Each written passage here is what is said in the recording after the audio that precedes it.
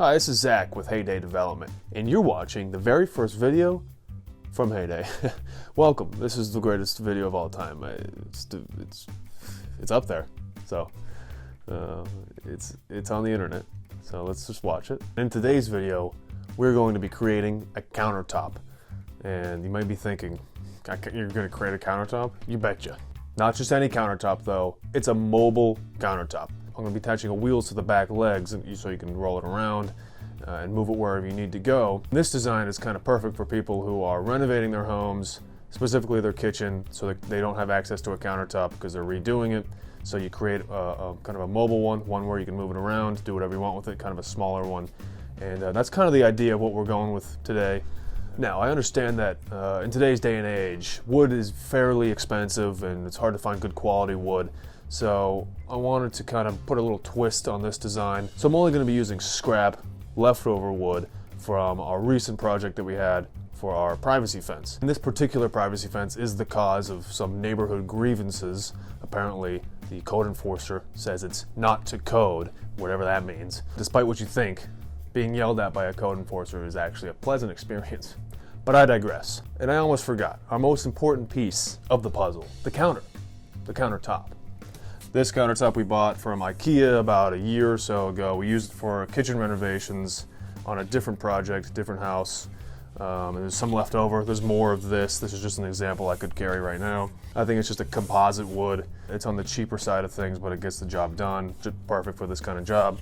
We're not trying to break the budget, break the bank, if you will. Moral of the story is never throw away your scrap wood. You never know what you're going to be able to do with it.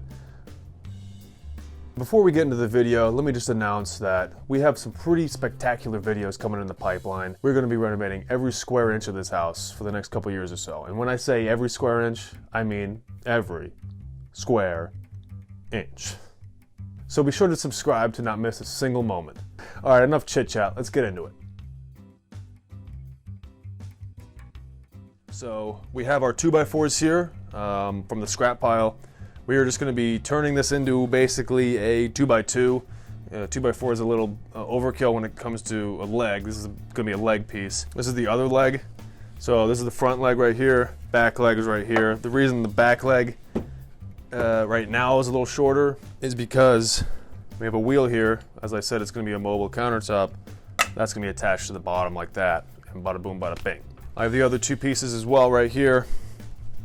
Can you see this right here? Back leg, front leg. I gotta mark them up, gotta cut them as well. So working with the front leg here, make sure you clamp that bad boy down, and then we'll be using the jigsaw to get a nice curve at the top of the leg. Working with the circle saw now, this is perfect for your longitudinal cuts.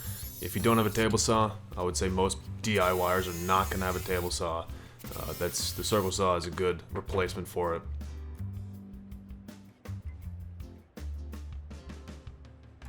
So now onto the back leg, also trying to get a nice curve. That's actually going to be at the bottom of the leg where the wheel is going to sit. So the purpose of that is to just kind of make it larger for room for the wheel.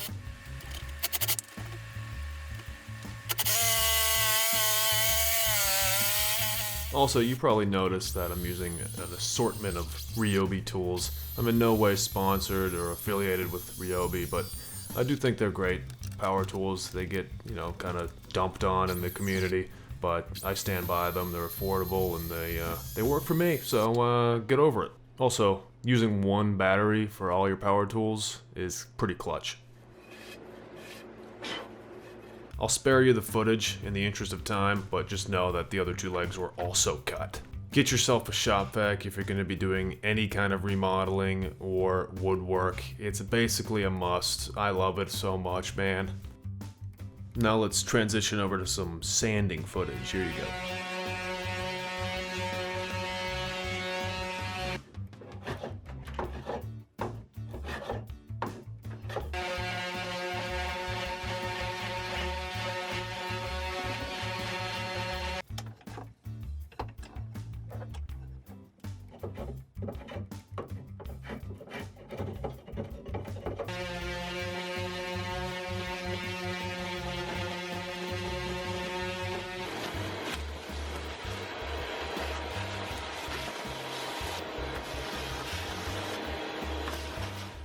Alright, now that all 4 legs are sanded and smoothed down, we're going to be beginning with attaching some brackets, which is going to help us frame out the entire countertop. You're going to want to drill out some pilot holes in order to prevent some splitting of the wood, just because we're working with a really small section here, so splitting is very probable. We'll get the bracket fastened to the leg, repeat that step 3 more times, and move to the framing process.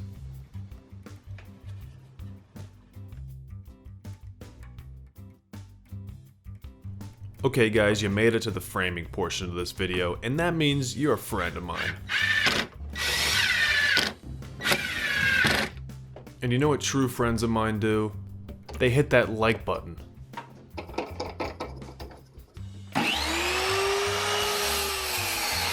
But in all seriousness, you can see we're cutting up this 2x4 here so we can fasten the wheel to the base of this leg. And I didn't have enough room to fit the wheel as it was. Just a small block of wood will be enough to make sure that thing is fastened in there nice and tight. It's good to use wood glue when attaching 2 pieces of wood together. Even if you're going to be using screws to fasten them together, wood glue just helps for that nice tight bond.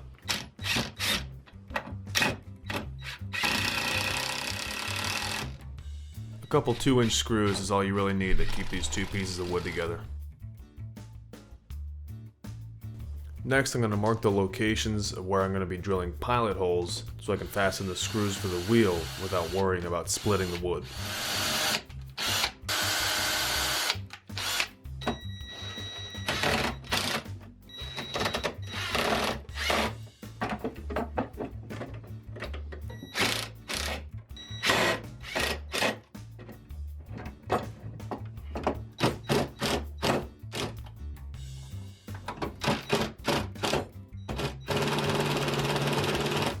I repeated that same process for the other back leg. I just didn't show you the footage because, let's be honest, we'd be here all day.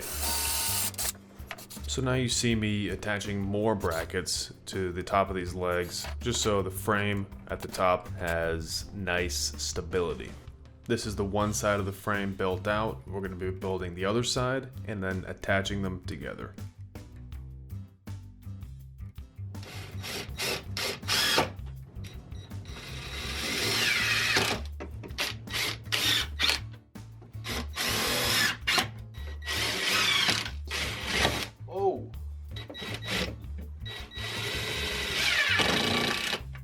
With the second side built out now, we're going to be connecting them together. This is the cross piece that's going to be conjoining them together for all eternity.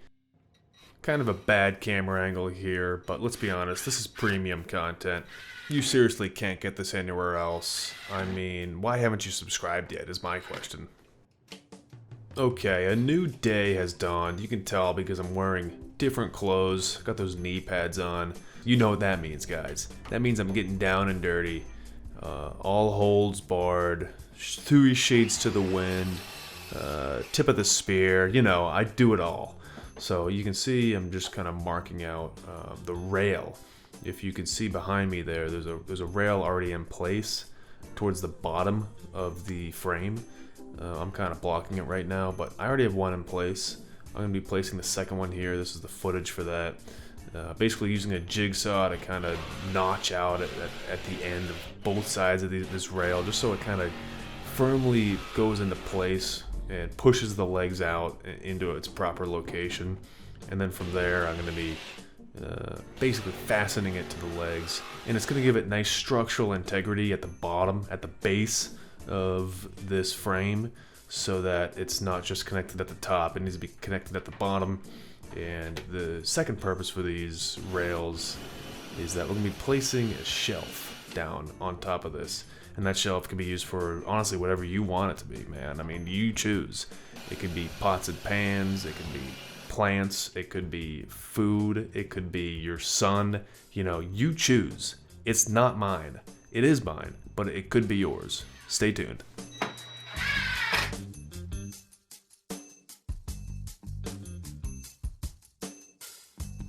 Alright, on to step 3. You can see we're outside now.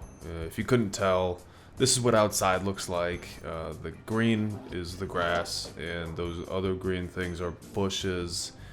There's a dog. You see those outside sometimes.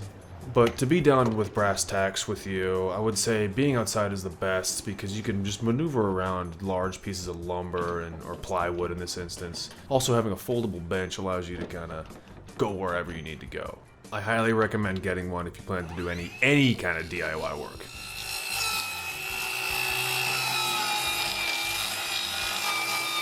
Slow and steady wins the race here. Take your time with it.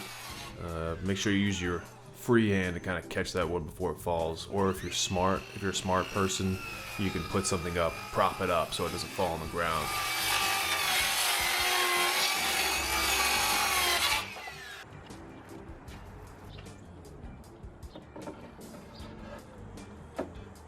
Alright, so obviously the next step after cutting the shelf is to attach it to the frame. Which, by the way, I haven't even given you the dimensions of, so you're just living in the dark right now. You have no idea what size this is. You have no... I could be like 3 feet tall, so this thing could be like 2 feet tall. You would have no idea. But if we're being honest, this thing stands 3 feet tall, 2 feet wide, and about 2.5 feet in depth or length.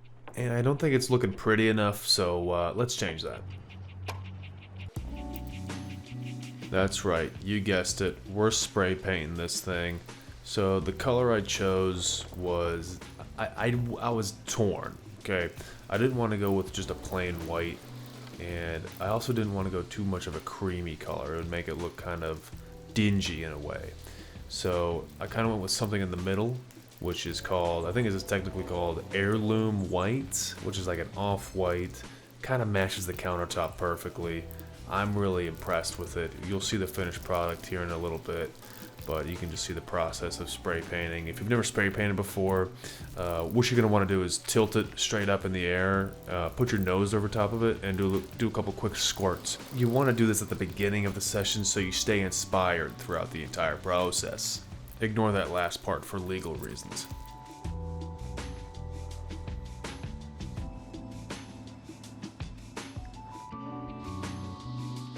Okay guys, final step.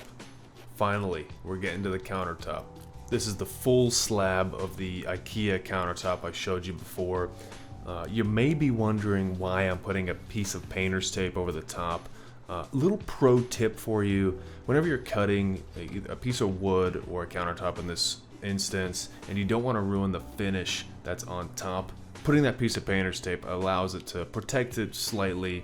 That's if you're using a jigsaw that has a blade that points down into the finish instead of coming up and ruining that finish. Now, this is all null and void in my instance because like a numbskull, I used the circle saw instead. Wasn't my brightest move. I ended up having some rough edges. Not too bad, but it's not perfect, which bugs me a little bit.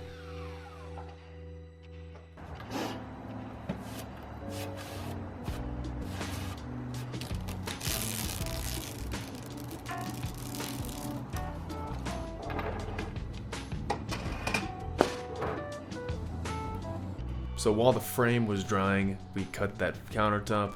Now everything's good to go. Everything's coming to fruition. We'll flip the counter over, put the frame upside down on top of it. And the plan here is just to screw down into the counter through our little top of the frame there, which is the reason why I designed it this way, so I could fasten it from the bottom.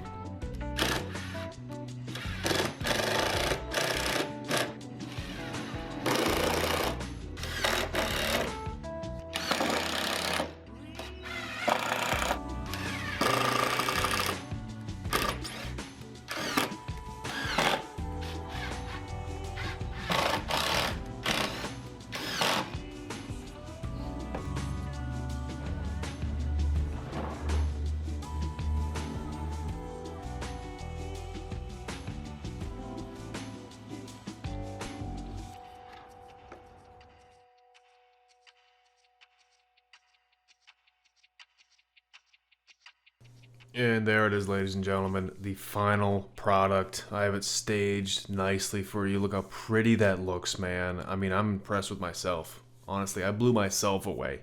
If I get 0 views on this video, no comments, I'd be a happy man because I get to go home and chop up food on this countertop.